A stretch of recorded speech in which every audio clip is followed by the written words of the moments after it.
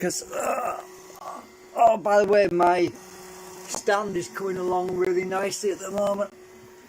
Now I want to tell you about some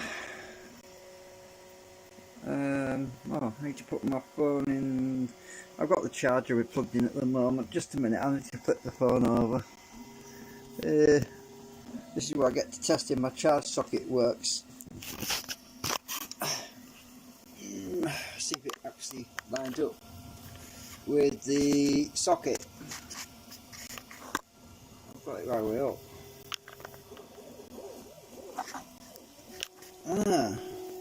Just a minute. I can't see if it's lined up or not.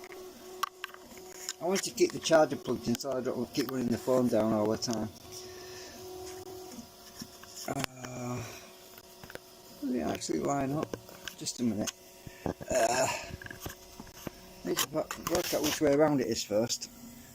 Oh, what have I done now? Hang on. Pressed a button or something. Ah, right, it goes in that way. And why would it go for the... Oh, it won't go for the damn hole. Alright, so what I'm going to do is I'm just going to stick it on top like that. Right, that'll work. It's resting on the charger, but that's alright. So, right, I tried initially cogging. Now, what I've noticed is the stronger magnets. Now, I rearranged the magnets actually. You'll probably notice I've moved them to the inside slots, which is why I put them there for experimenting with. Well, when they're on the inside slots, there's virtually no cogging, right? But we don't have enough flux coming through from the inside. Where's my other light? I'll get my torch. Where have I put it? Oh, it's over here. So, when the magnets are on the inside,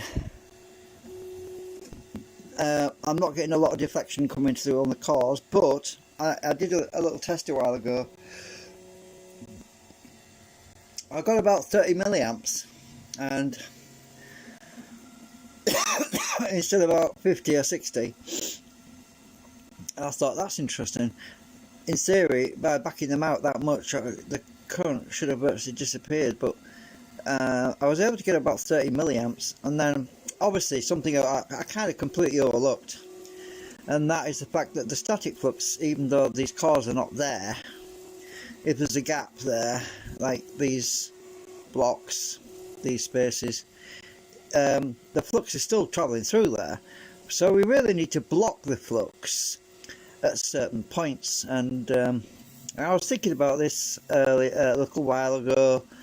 I was like, well, obviously we could use some nanocrystalline or met glass to screen off the flux on. I don't know if I need this torch. Does it make a lot? No, it does make a difference. We could screen off some of the flux on the points where we want the flux to dip off. You know, we're at the bottom of the trough, so to speak. And I was thinking about the best way of doing that. So obviously, it would mean every other one of these segments would have to be changed, which is why I made them pluggable, so I can unplug them basically.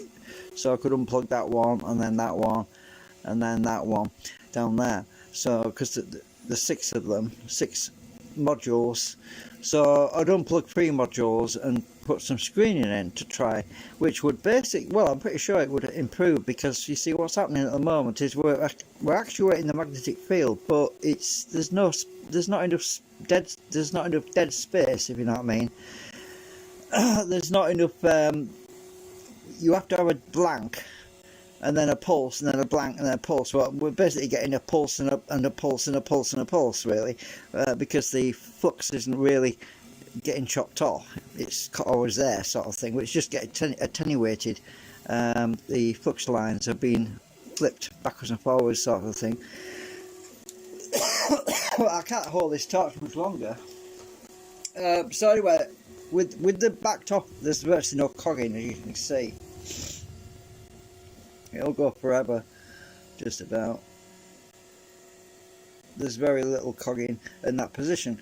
And so either magnet's too strong or too weak.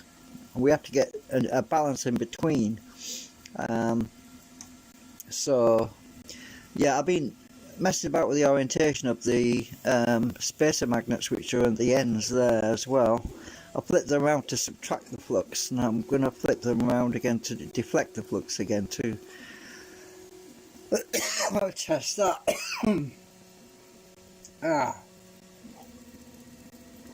Drink some coffee, I think. Anyway, I thought I'd mention it, and I was doing it. Yeah, I've got the coil still connected actually at the moment. I don't know if I could show you this, but let's put it on 200 milliamp range. Hopefully you'll see a better view. Let's try this. Still got the drill hooked up. Let's put it on. I noticed last time on the video I went and moved the meter and it was a good view, and then I went and messed it up. That's typical, isn't it? Right, so the coil's sitting on the floor right now. It's right at the bottom there.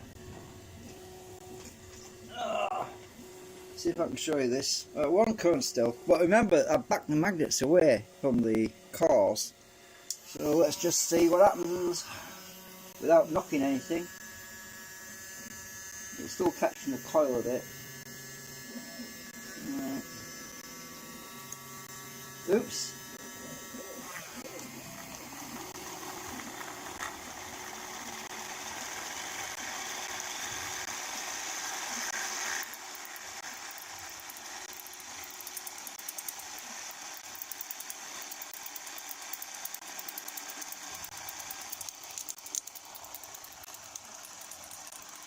So it's at 20 milliamps at the moment, and it's not in the right place.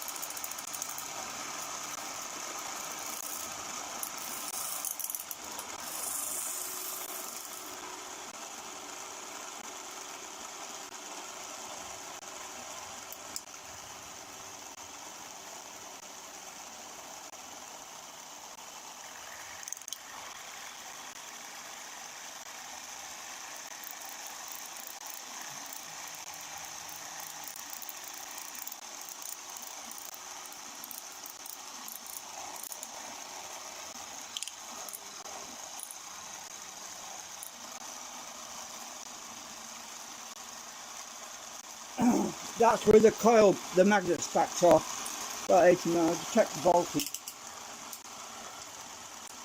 Yeah, it's very low right now. About 0.2, 0.15.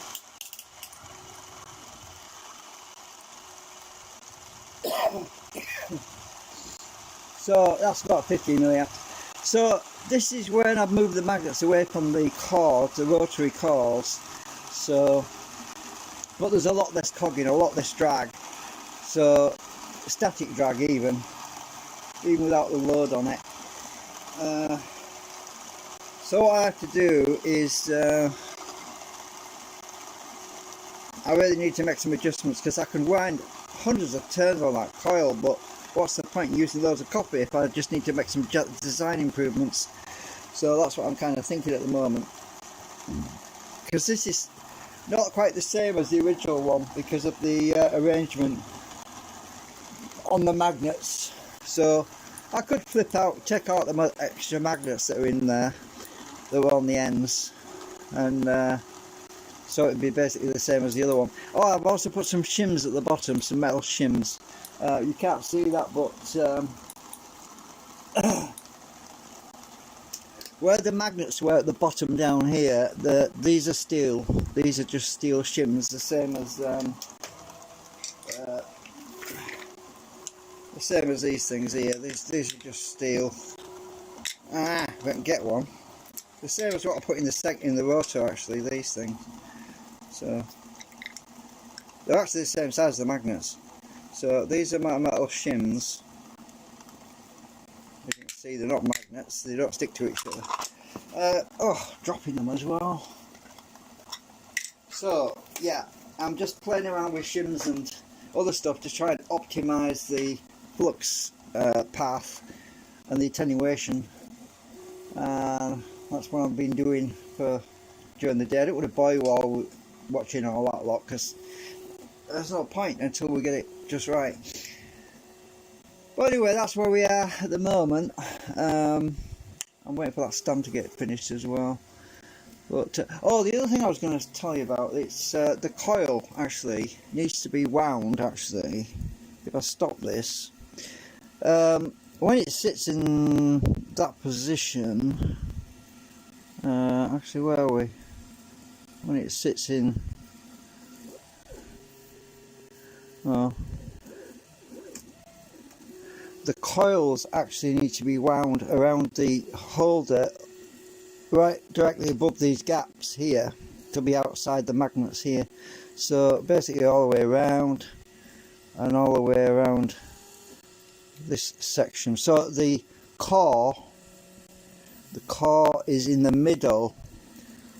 On both sides, the core is in the middle of the coil. So the coil would basically be wrapped around all the way around the back of the rotor, all the way back on the other side, all the way around here, and yeah, around here, sort of thing. So yeah.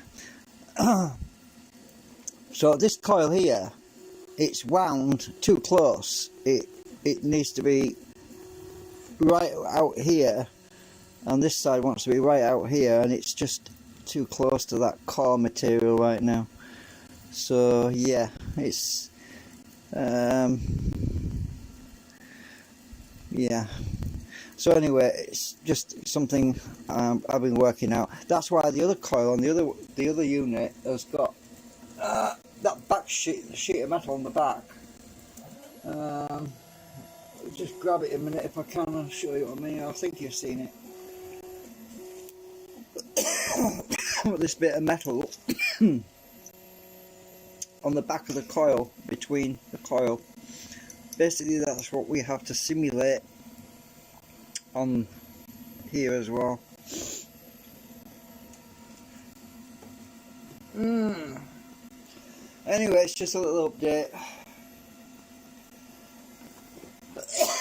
I ran out of cough sweets.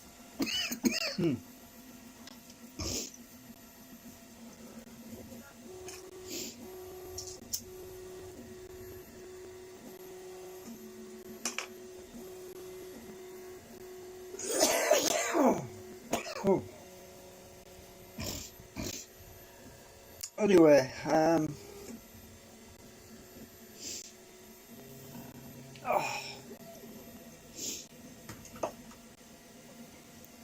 so that's it for now. I'll be back later.